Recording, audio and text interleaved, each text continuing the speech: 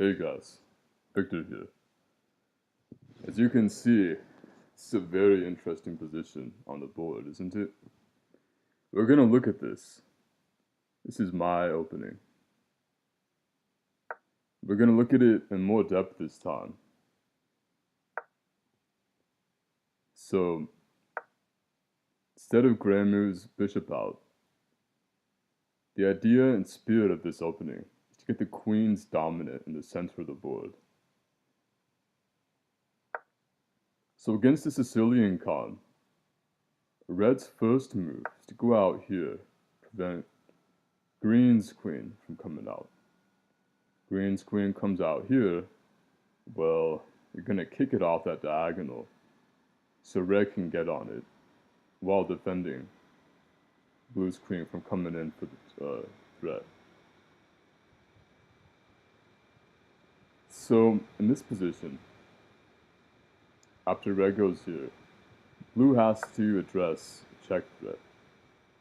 Now, in a previous video, I said that if Blue takes, Yellow takes, Green comes up, Red goes here, Blue takes back for check, then Yellow goes here. After moving here, Green cannot just kick the queen, because if so, then take, and guess who's a queen up? So in this position, Green comes down here, looking for mate threats, which Red must address. Take, looking for double check. In the previous video, I said move down here. But you don't have to do this, because after double check, no matter what Blue does, check. And guess who is a queen up?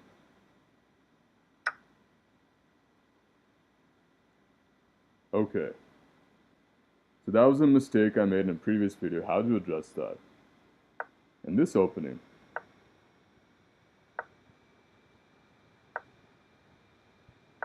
we've established that Blue's next best move is here. Yellow goes here, in the spirit of the opening, get the queen active. Okay. I think Green's next best move is here. This is also a move, strong move. Prevents this diagonal. We're going to look at the knight here for now, because I think that's also a necessary move later on in the game. So it's also more flexible. So I believe Red goes here. Powerful move. You want to block off this diagonal. Spirit of this opening is not only get the queens active, but to get them relatively active, which means they must be more active than Blue and Green's queens. Move up here for a number of reasons. One, you can get the queen out, check threat, and you block. That's why I think it's far superior to this pawn up. Okay, so Green pawn up. Red's next move. What to do? You have to address this. This is a big move for Blue. Red and Yellow have been able to keep Blue and Green somewhat passive here by creating threats. And part of that is they've left themselves open to counterattacks by, instead of addressing those counterattacks, creating threats of their own. So at this point, Red has to block this diagonal. Now I think this move is better than that move, because that move right there, although it does block the queen off from coming here, queen's actually better placed here anyway. It has more space, and it's only limited, rather it is limited to this rank. And this rank is susceptible to all kinds of attacks, while Yellow can eye up a mate threat. Okay, so pawn up there. Let's say that Blue decides to come over here. The idea behind this move is let's get my queen active. Theirs are active, mine should also be active. Okay, what we're looking at here is we're looking at blue and green trying to exchange queens. At this point in the game, the attitude has to shift a little bit. Red and yellow have done their hard work. They've gotten their queens in the center of the board, or right next to the center of the board, and they're looking to keep them there in their dominant positions. These are very powerful posts for red and yellow for a number of reasons. Yellow's position is also powerful because it has a little counterattack, a little maneuver here, which, by the way, would be very useful in the future if, let's say, green's bishop takes the pawn, followed up by a mate threat if the green queen is not there. So, red and yellow at this point in the game, the idea to keep the momentum is not to continuously create mate threats, because mate threats have been made. There's really only a couple of little places they can continue for mate threats. Now they have to get their minor pieces into play. And the minor pieces that have the speed necessary for accounting for this, first of all, counterattacks against current pieces. This is red's next best move, because I believe, first of all, it creates a threat. Move down here, attack the knight while giving a mate threat. Second of all, frees yellow's queen in case it needs to trade. So that's the next move for red. Black bishop, I mean, you could try to get it active. Could go for this. You're also looking at creating a weakness. This isn't necessarily easy to exploit, but in the past I did think that the bishop up was the better move, but right now I'm really leaning towards the pawn up as the best move, and you'll see why in a second. So let's say that blue and green want to follow up with their idea. Let's trade queens. The one disadvantage of this idea is that it costs a move. And in four-player chess, game of tactics, one move is the difference between victory and defeat. So at first I thought this would be the best move. Let's prevent the check threat. Actually, I believe this is the best move for a couple of reasons. First of all, green wants to continue with the plan that they originally had.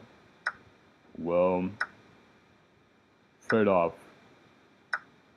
And guess who's gonna lose a rook? Is there anything blue can do? No, absolutely nothing. You see, although the bishop has been somewhat developed, you could also say it's left open certain vulnerabilities. Developing the bishops leaves open the 4 key squares that bishops can immediately attack. Not to mention, in this opening, when you move up here, you're also looking at an immediate threat on blue to win a piece. This is a very powerful move. And let's say that check does happen. Well, here, this is where this move comes in handy. Take back, right? Attack the queen. Knight up. And here you have a couple of options. You could, first of all, win a piece. That's one option. Second of all, you could look at the board and think, okay, where are their weaknesses? Where are their holes? And another idea that really comes into mind, and I think this is a very powerful move, is why not just move the bishop up here now? You have a threat on blue already. Yellow can follow up with another threat. And the bishop up here create a double attack. There are all kinds of threats in this position. And in the end, red and yellow have one more threat than blue and green. Thanks to this pawn up here, this open diagonal for the bishop, and this bishop having quick access, along with this bishop and that weakness. Okay, so that's one approach that blue and green can take in this opening. Now let's say they go for a different approach. Let's say blue and green think, okay, let's try to get some knight counterplay. See, I think here you just do the same thing. And I think, honestly, this doesn't work. The reason why is although you may have one threat too many in this opening, right? Although you may have one threat too many in this opening, I still believe this is the good move here. This might be a better move. I'm not sure. I think this is the better one, though, because you're looking at immediate threats. And you're also freeing up yellow's queen. So here you're looking, okay, so let's do a double check on green. Well, okay, so let's say you go forward with that plan. Here, what you can do is something kind of interesting. Yellow's move. What does yellow do? Let's block it off this time. Now it is kind of a big thing. Say green wants to go in for the kill. To do is red here, and I think this is a really interesting move to take. And if you take back, you have all kinds of threats going on here.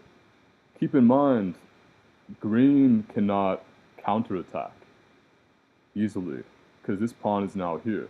Remember I said it frees up yellow's queen, which is another reason why I think this is a very powerful move. And also, let's not forget that even if the pawn wasn't there, you have an immediate checkmate threat on green. So let's say green says, okay, let's just win that piece. Well, in this position, it's not exactly a one piece, first of all. Second of all, double attack. What are you going to do? See, the counterplay you can create in this position with yellow's light squared bishop specifically, red's light squared bishop, this pawn here, and to an extent, this bishop here. It's really something to be aware of, because what is, okay, so let's say do all that, right? And then let's say that continue with this. Okay, I'll just, yeah, so you can't do that yet because you go next, right? So what are you going to do? You have to defend that piece. And what does that do? Wastes a move.